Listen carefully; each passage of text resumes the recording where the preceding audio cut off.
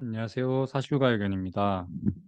저번 시간에는 경기 침체 시기에 이제 투자 방법에 대해서 3단계로 구분해서 투자 전략을 짰고, 지금은 1단계가 마무리되는 단계로 나스닥 인버스랑 그리고 이제 코스피 고버스를 저 같은 경우에는 그렇게 투자를 하고 있는 상태고, 거의 이제 마무리가 되어가는 상태입니다. 그래서 지금 2단계를 준비하는 국면에 있는 거고, 그 2단계에 대한 좀 상세 설명을 요청하시는 분들이 많아서 2단계에 대한 설명을 오늘 좀 드려보도록 하겠습니다.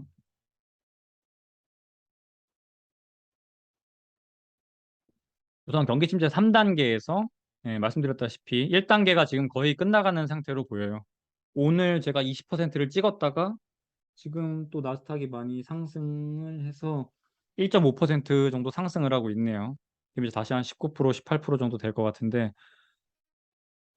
여기서 한 10%포인트 정도는 더 먹을 수 있지 않나 싶어서, 이게 매일매일 빠지고 뭐 매일매일 오르고 이러진 않아요. 뭐 중간중간 등락도 있고 하기 때문에. 근데 저는 이제 그걸 다 발라먹을 능력이 없기 때문에 그냥 또 반등이 오겠지만, 작은 반등이 오겠지만 그냥 좀 스테이할 생각입니다.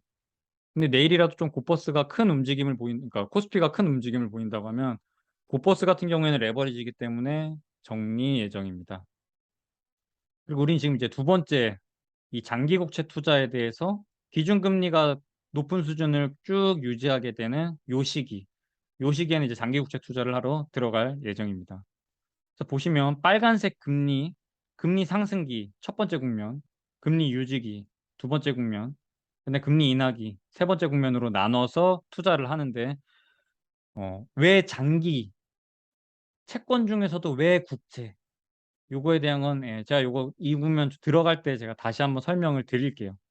그래서 첫 번째 국면은 우선 주식이 빠지고 채권이 빠지는 부분에 대해서 이 장기채 인버스, 나스닥 인버스, 요 인버스에 대해서 투자를 해서 지금 수익을 내고 있는 상황이고, 최근에 보시면 미국 10년물 기준으로 3.9%도 제가 뚫었던 거 본 것 같아요. 이게 9월 FOMC에서 발표되었던 점도표를 보시면 생각보다 기준금리를 최종 도달 금리가 4%를 넘겼죠. 그래서 4.5%까지 올린다라는 향후 계획을 좀 밝혔기 때문에 좀 채권 금리가 많이 상승한 부분이 있습니다. 근래 심지어 거기다가 엔화에 대한 약세가 나오면서 일본 중앙은행이 외환 시장에 대한 직접적인 개입에 대해서 구두 발언을 했죠.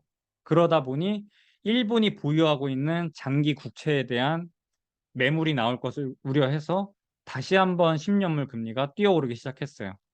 그래서 지금 일어나고 있는 미국 안에서의 양적 긴축, 지금 속도 이제 두 배로 올렸죠. 그래서 950억 달러씩 지금 채권을 정리하고 있는 상태인데, 그 양적 긴축과 더불어서 일본이 자국의 외환 시장에 대한 직접적인 개입을 하기 위한 달러 확보를 위해 일본이 들고 있던 미국 장기채를 던질 우려가 있어서 그것까지 고려해서 지금 장기채가 튀어오르고 있는 상태입니다.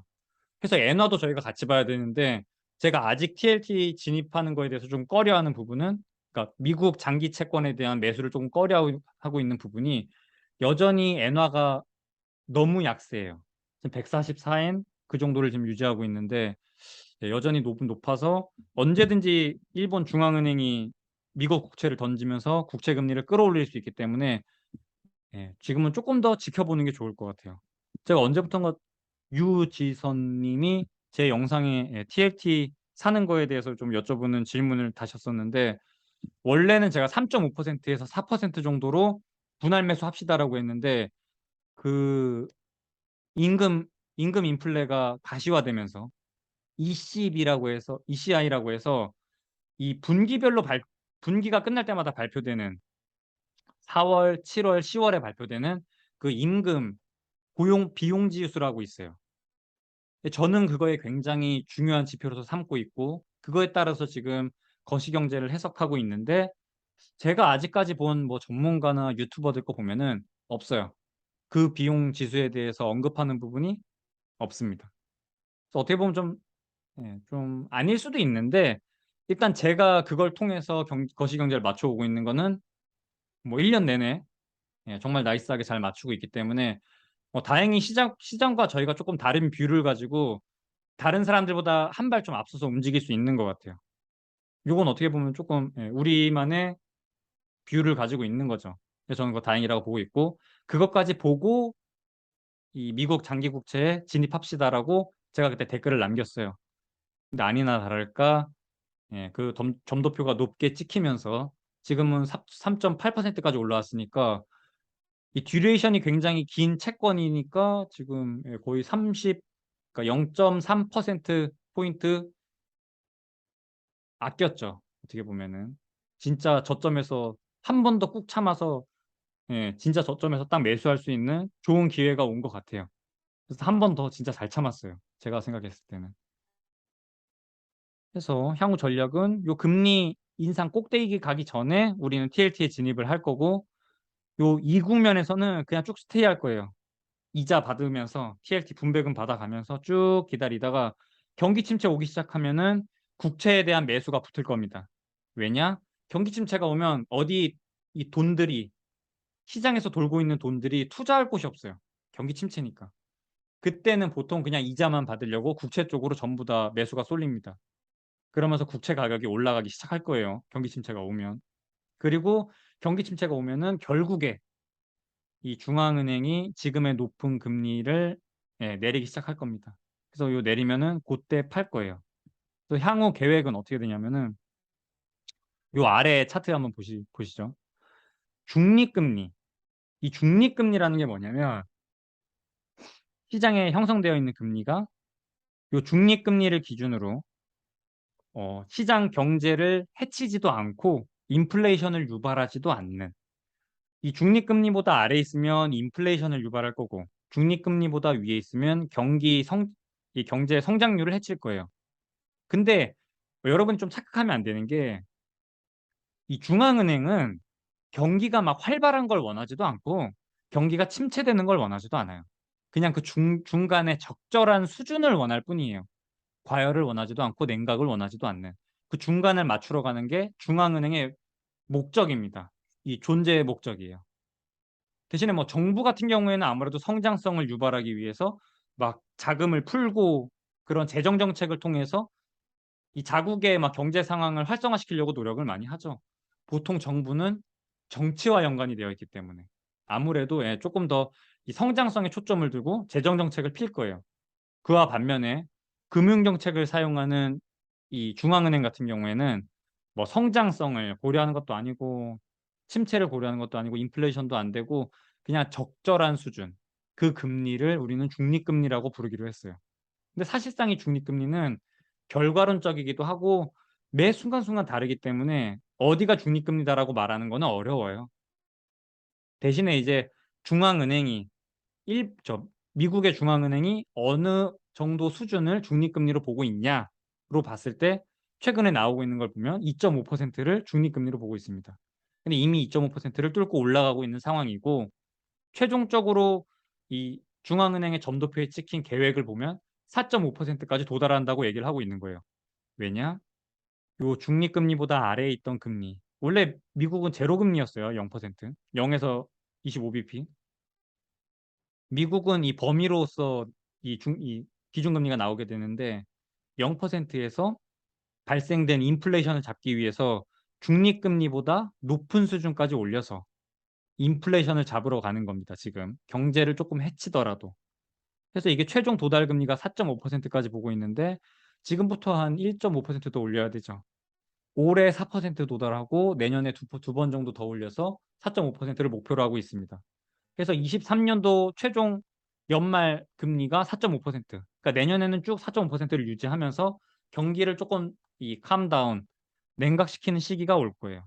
그러면서 이제 뭐 경기 침체가 아무래도 올 거라고 보고 있고 그 경기 침체가 오면 결국에는 국채 쪽으로 수요가 쏠리면서 이 국채 금리가 내려오기 시작할 겁니다. 그리고 중앙은행이 기준금리 인하한다 뭐 이런 얘기가 나오기 시작하면은 다시 한번 장기 국채 같은 경우에는 반응해서 금리가 내려올 거고 이때가 아마 최고점으로 보고 있습니다.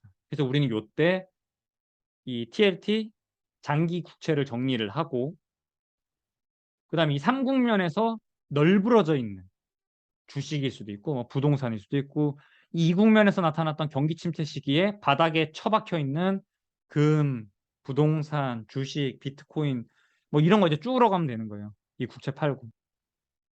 이 국면에서는 장기 국채 매수해서 그냥 이 뭐야 배당금이라고 안 해요. 국채는 분배금이라고 합니다.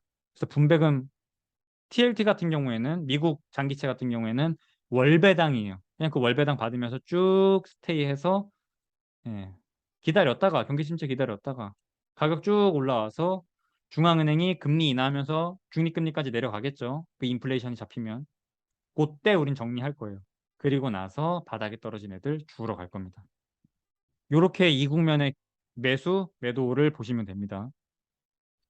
근데 아직도 이 국채 금리가 올라가는 것과 내려가는 거에 대해서 국채 금리가 올라가면 국채 가격이 빠지고 국채 금리가 내려가면 국채 가격이 올라간다는 거에 대한 이해를 못 하시는 분들이 있는 것 같아서 제가 원래 요거는 좀 채권 시리즈로 강의를 좀 준비를 하려고 그랬는데 그거 이전에 잠깐 이게 왜 반대로 움직이는지에 대해서 좀 설명을 드리려고 오늘 좀 준비를 했어요, 뒤에는.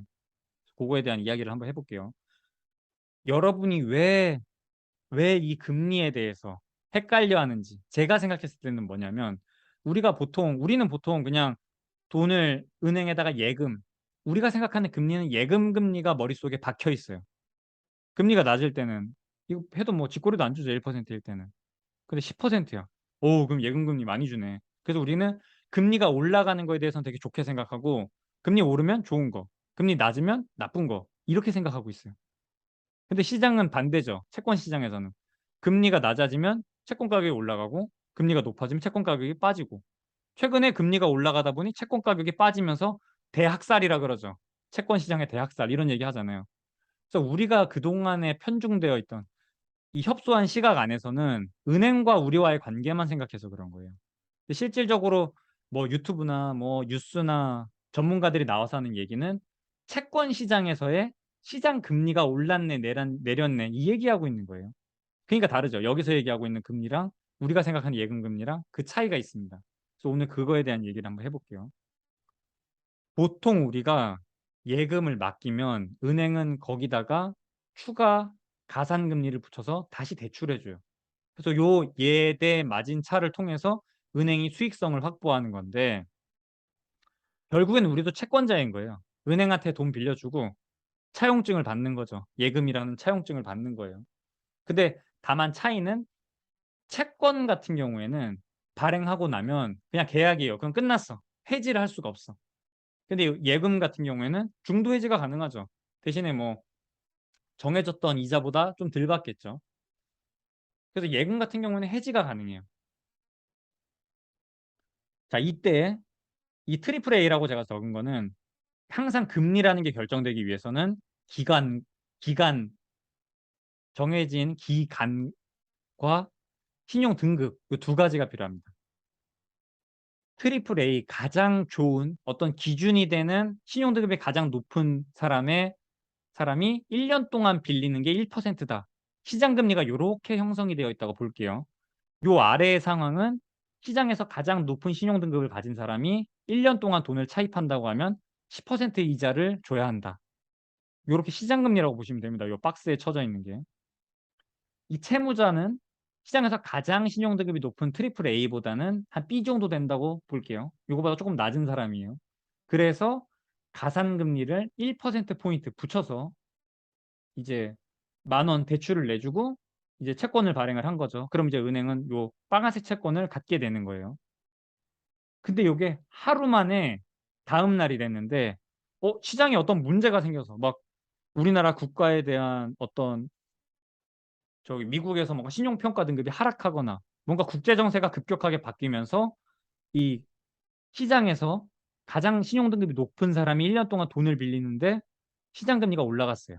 가령 뭐 기준금리가 급격하게 올라갔거나 이런 경우가 있겠죠. 어떤 사유가 생겨서 시장에서의 이 금리가 급등한 이 상황을 가정을 해볼게요, 한번. 우리는 보통 이제 이 채권 시장이 없었을 때는 금리 올라갔네, 예금 금리 올라갔네 해서 금리 올라가면 좋은 거 이런 식으로 생각을 했던 건데 사실상 요 뒷단에 채권 시장에서는 어떤 일이 발생되냐면 어, 채권 시장, 채권을 거래하는 시장인 거예요. 채권을 거래하는 시장. 결국에는 채권자들끼리 돈을 빌려주는 사람들끼리 어떤 이 채권을 거래하는 건데 채무자는 그냥 돈 받고 이제 이걸로 이제 뭐 건물 짓고 공장 짓고 하러 갔겠죠. 얘는 상관이 없어요 이제. 채권 시장이라고 할 때는.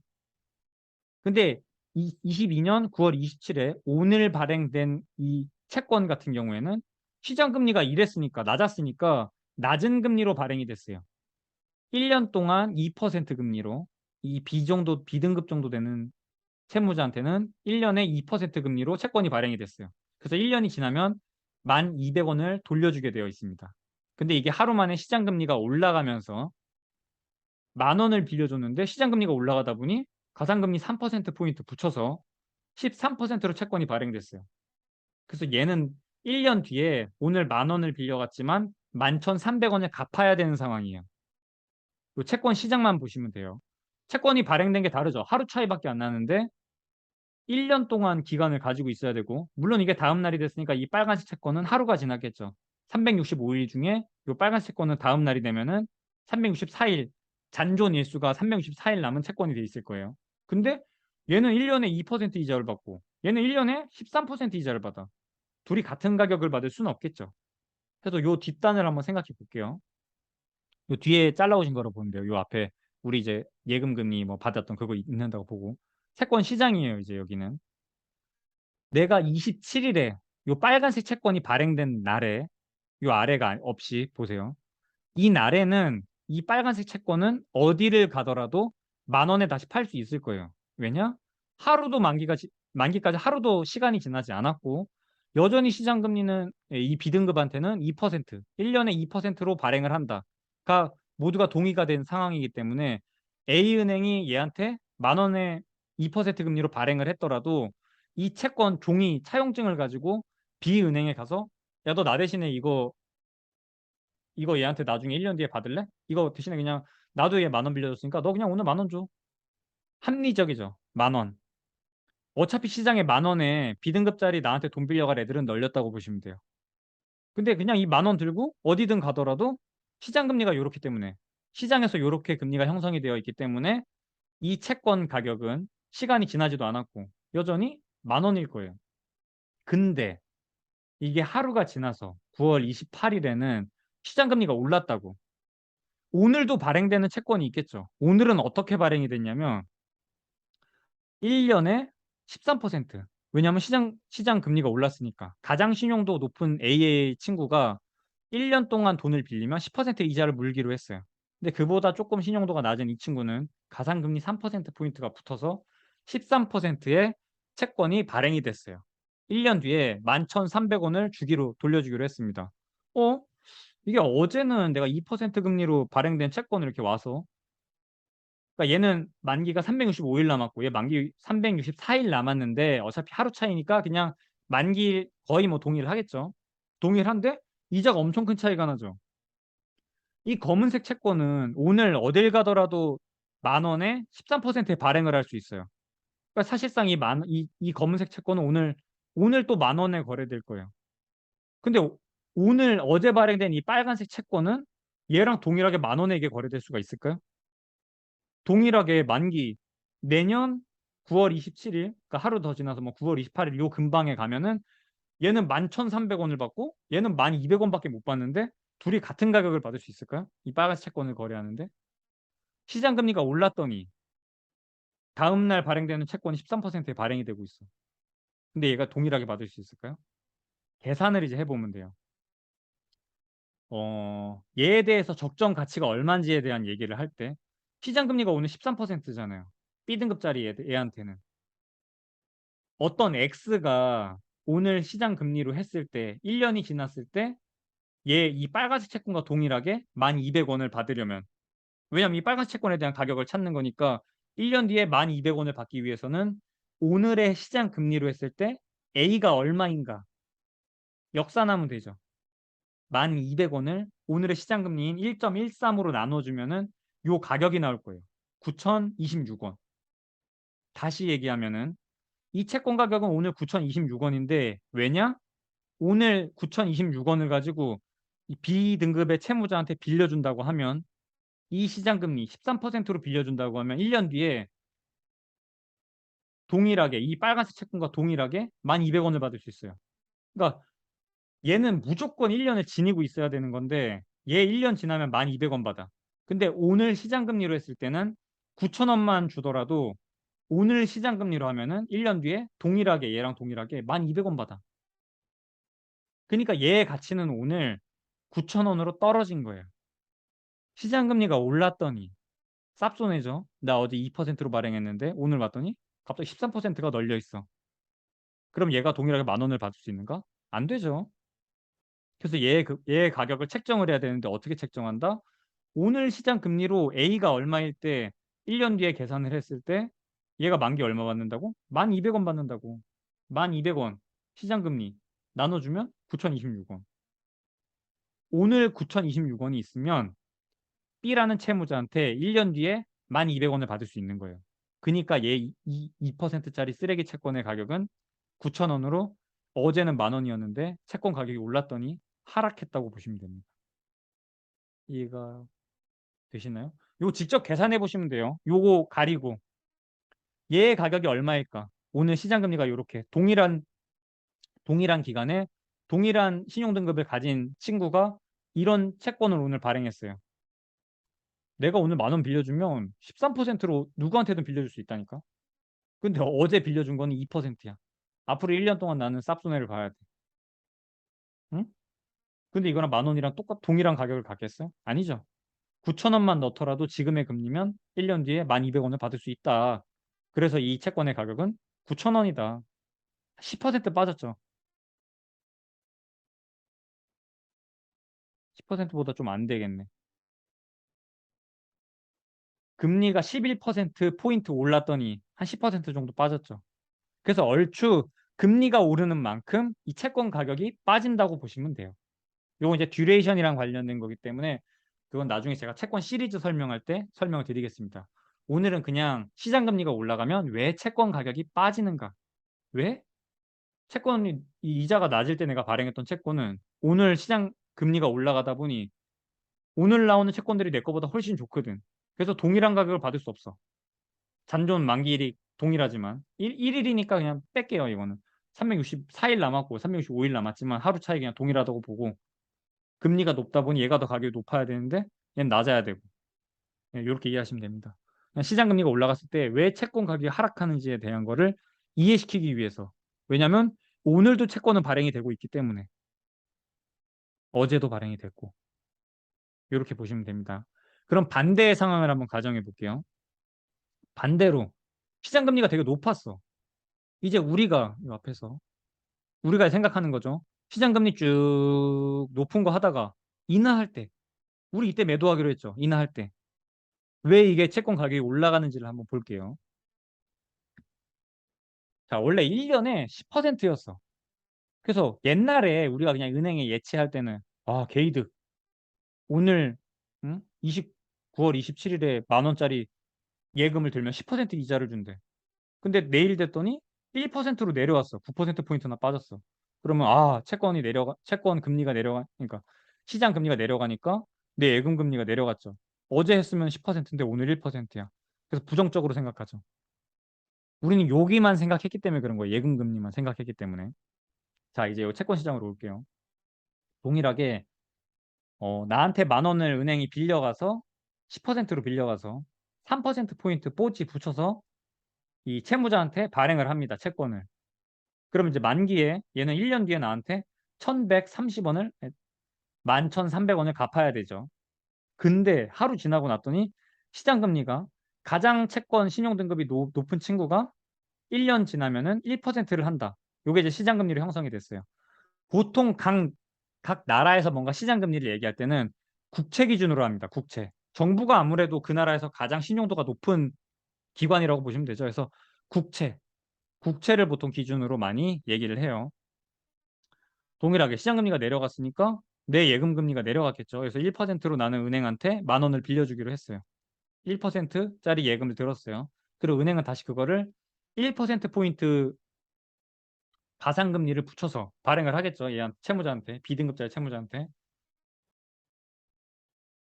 그럼 만기 1년 뒤에 1,200원을 나한테 갚을 거예요. 자, 그럼 이제 채권 시장만 다시 볼게요. 요 앞에 우리가 그동안에 좁은 시야를 가지고 또 요 예금 금리를 제외시켜 볼게요. 자, 채권 시장으로 넘어왔습니다. 채권 시장에서는 무슨 일이 일어나냐?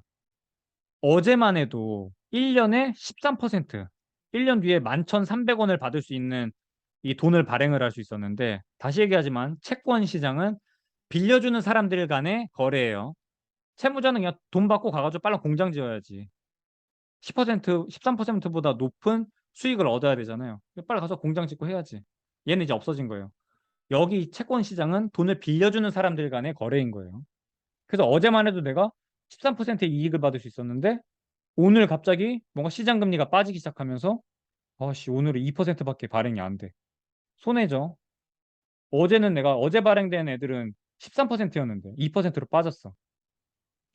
자, 9월 27일에 23년 9월 27일에 이 채권의 가격은 얼마였겠어요?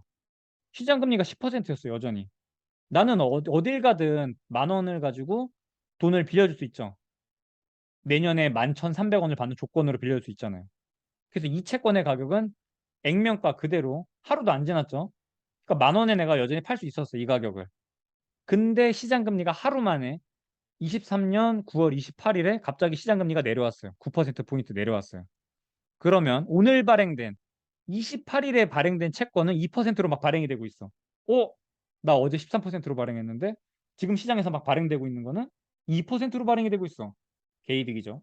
근데 이 빨간색 채권은 오늘 발행되는 거기 때문에 오늘 금리를 기준으로 발행된 채권이기 때문에 이 채권의 가격은 여전히 액면가 10,000원이겠죠. 이게 합당하겠지. 오늘 왜? 오늘 시장 가격은 1%거든. 그러니까 이 빨간색 채권은 오늘 10,000원에 거래하는 거는 액면가 그대로 그냥 합당한 가격인 거예요. 그럼 어제 발행된 이 높은 금리의 채권, 검은색 채권은 오늘 얼마여야 될까요? 개이득이잖아요, 이거. 몇 배의 효과를 볼 수 있잖아요. 이것도 또 역산을 해야 돼요. 오늘 시중 금리인 1.02로 계산을 했을 때 A라고 놓고 어떤 금액을 오늘의 시장 금리로 계산을 했을 때 이 친구의 만기에 받을 수 있는 1년 뒤에 받을 수 있는 11,300원으로, 그래서 11,300원을 1.02로 나누면 이 A라는 값이 나오겠죠. 이거 틀렸네요. 계산을 해봅시다.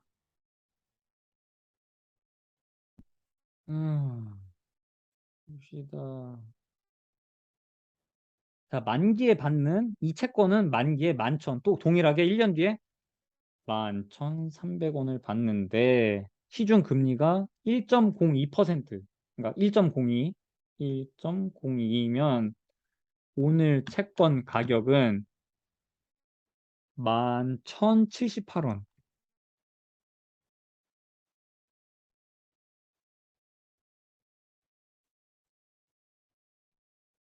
자, 11,078원을 가지면 오늘 시장 금리로 했을 때 1년 뒤에 11,300원을 받을 수 있는 거예요. 얘랑 동일한 효과를 내려면 오늘은 얼마짜리 채권이 발행돼야 되냐면 11,078원이 발행이 되어야 이 검은색 채권과 동일한 효과를 발휘할 수 있어요. 얘도 1년 들고 갈 거고 얘도 1년 들고 갈 건데 11,078원이 있어야 오늘의 시중 금리로 11,300원이 가능하기 때문에 이 검은색 채권의 가격은 11,078원이에요. 이거 어제 10,000원에 발행되고 있었죠. 액면가 10,000원이고 얼마 증가했어? 10% 올라갔죠. 이해가 됩니까? 시중금리가 9%포인트 하락했는데 9%포인트 하락했더니 내가 들고 있던 채권의 가격이 얼마 됐어? 10% 정도 상승했죠. 10%보다 좀 더 높겠네요. 이 채권 가격이 요 11,078원의 효과를 내고 있는 거기 때문에 이 검은색 채권의 가격은 이렇게 올라갑니다. 10% 정도. 그래서 우리가 이 기준 시장 금리가 내려갈 때 우린 여기서 샀죠. 발행된 거. 여기서 발행된 거를 쭉 들고 가서 시중 금리가 내려갈 때 여기서 파는 거예요.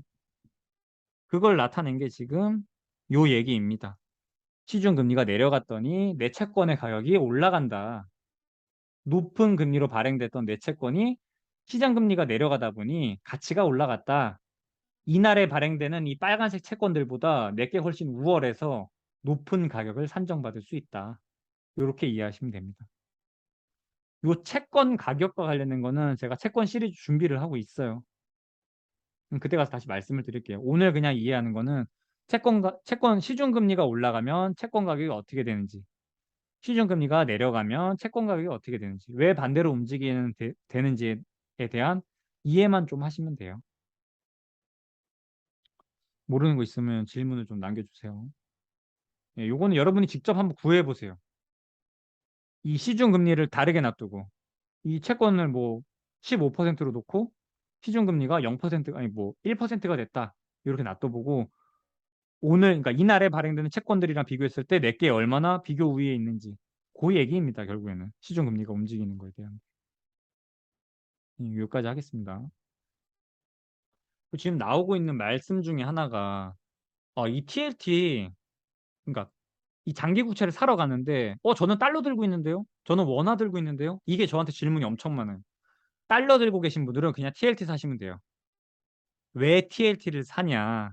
일단 분배금이 TLT 같은 경우에는 월 지급이 됩니다. 월마다 이자가 나와요. 그리고 두 번째, 높은 거래량. 거래량이 활발해야 이 괴리가 적어요. 뭐라 그래야 되지? 거래가 활발해야 본인의 자산 가치를 잘 추종을 하겠죠. 자산 가치를 잘 찾아갈 거 아니에요. 아무래도 매수와 매도세가 많아야 제 가치를 찾아가는데 좀 더 유리하겠죠. 거래량이 없어 봐. 호가 막 비어 있어 봐. 그럼 제 가치를 찾지를 못해요. 그래서 이 높은 거래량이라는 게 중요합니다.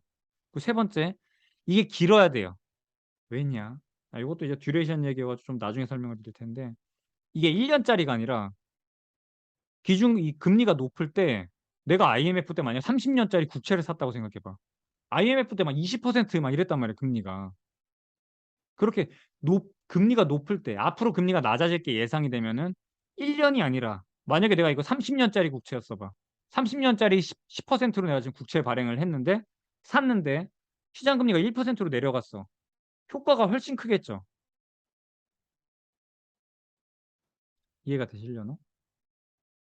1년밖에 안 되잖아요, 이거는. 내가 높은 금리 효과를 보는 게.